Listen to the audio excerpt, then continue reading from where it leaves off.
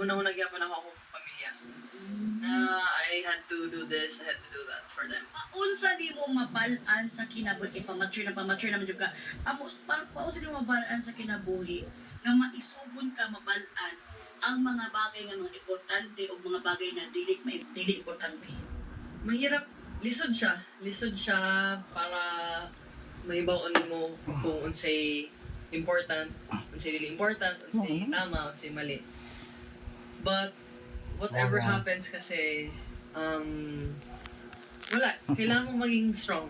Kasi hindi talaga pwede na okay lang, hindi pwedeng pero you have to be strong in a sense na you have to know pero mas important ang tama. Ah, ako sa iyan ang mga sa question ko sa pag-important ng siyempre inahan ko yan na ko yung mga anak tapos akong kinabuhi